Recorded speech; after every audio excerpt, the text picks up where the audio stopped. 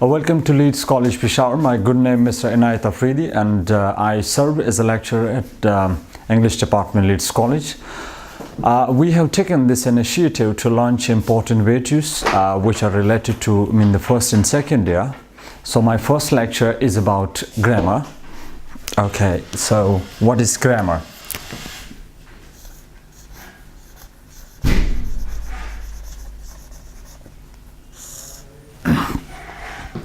Okay, before I define what exactly grammar is, it's very important to understand the historical origin of the word, right? This one, the grammar. We have two historical opinions. The first historical opinion is that it's taken from the Middle English words grammary. So the first one, the origin, as we talk about, this is taken from the word, the Middle English word. From the Middle English word. Okay, and what is that Middle English word? That is grammary.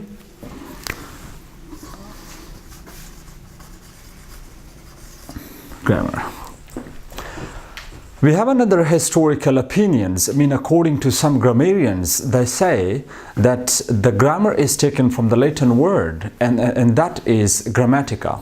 So its Latin historical origin is Latin word from which this is taken as the grammatica.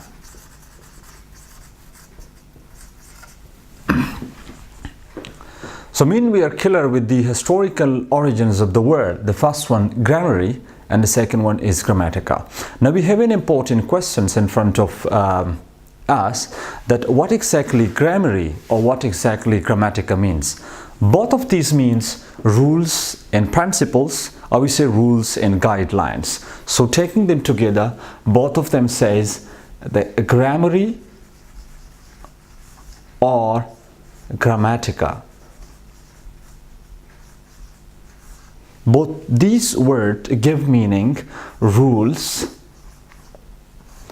maybe principles, or maybe guidelines. Okay, now next I define what exactly grammar is. There are different suggested definition for grammar. Some people say that it's a key to language. Some people say, grammarian says this is the window to the language. Some people say that it's the backbone of the language.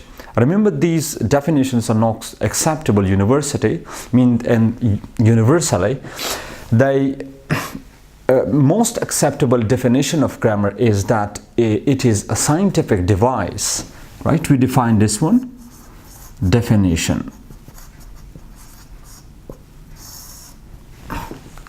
We define grammar is a scientific device. It is a device through which we organize words. Through which we organize words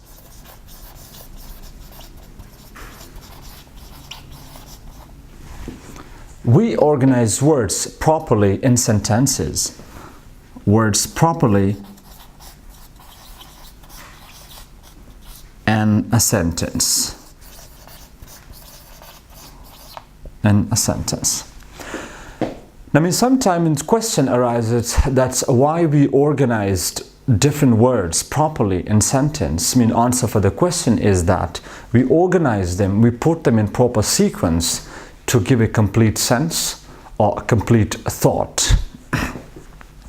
Okay, based on the given definitions, if we talk about the different categories, the branches of the grammar, so fundamentally there exist three fundamental scientific branches of grammar, including the first one is the syntax, the next one is the morphology, and the third one is called the discourse analysis. So I'm going to categorize them, coming down to branches of the definition.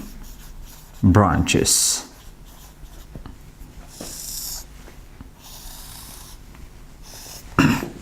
Keep in mind, the first fundamental branch is called syntax.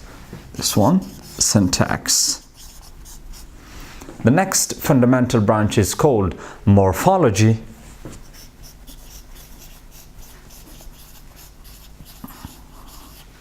And the third one also called text grammar, but we give another name as discourse analysis. Discourse analysis. Okay, so let's first of all discuss what syntax is. If you fundamentally check the origin of the word syntax, it's basically taken from the root word syntaxis. Question is that what exactly syntaxes mean? Syntaxes mean arrangement. Arrangement. Right? So we define syntax that it's the branch of grammar by which we organize words properly in sentences to make a syntactical expression. But we have a questions, why organization? Why sequence is important? That is mean to give a proper sense or thought, right? So we define this ones that in this branch,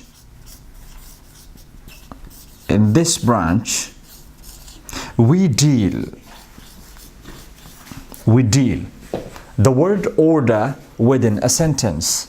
We deal the word order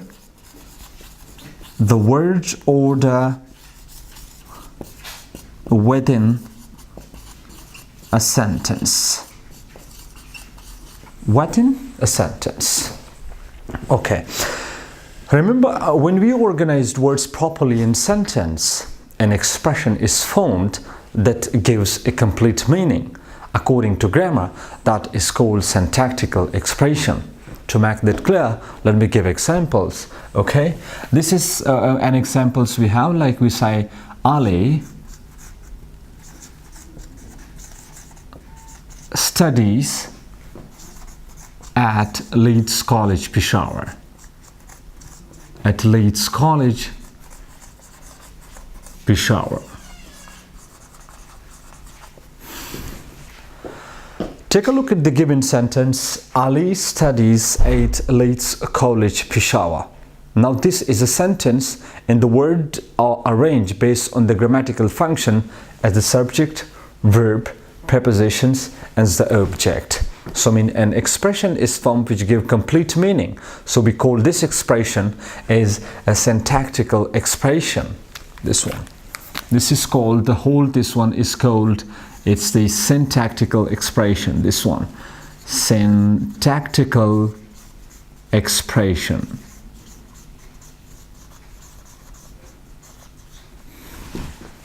Clear? Syntax tells us that normally a sentence begins with subject, will be followed normally by a verb, and sentence normally ends the object. This is the practical and scientific applications of the syntax being one of the fundamental branch of the grammar. Coming down to the next, the branch, morphology. If you just take a look at the words, morphology as a composite word. As a composite word. As a composite word. We have a little bit confusion that why morphology is called a composite word, because it's combinations of two individual words. If you analyze the words, the first one is the morph and the second one is the logy. If you split them and understands the meaning, the morph means shape, and the second one is the logy means to study. Now it becomes very easy to take out definitions from the given words. In morphology is a scientific branch of grammar that deals with different shapes and forms of the given words. If we define that one, that this is the definitions, that here we study different forms. We study different forms of a words. Form of a word. It's very important to defend definition with some examples. I write definitions right over here. I take a word, this one's educate. Okay, so if you take it the parent word, questions, is this word exist in other forms? Yeah, we have this one, say education. This word has its the second form, educated, educational, educator, educationally, etc. Many more examples. Now take a look, see, we have a parent's word educate, but it has different forms and shapes, including educations, educated, educational, and educationally. This kind of study is done in morphology. Now, but we have a very important and technical questions. Is morphology branch of biological sciences? Not, of course.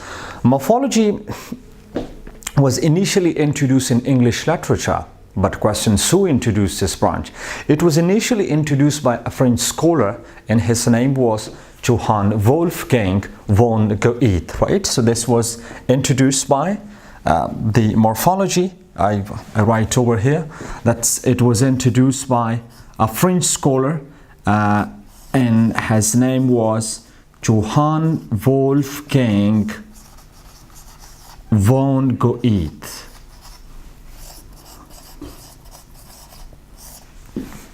This was the man who introduced this in English literature, but with the passage of time, morphology became permanent part of biologicals, medicals, and scientific literature.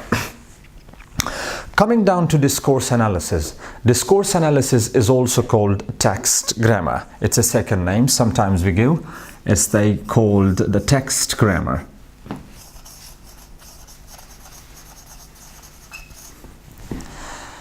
This scientific branch of grammar has wide application because it is used in writing newspaper, applications, letters, research articles, memo, etc. and many more. Keep in touch with English, love English. Have a nice time. See you tomorrow. Thank you very much for time. All the best.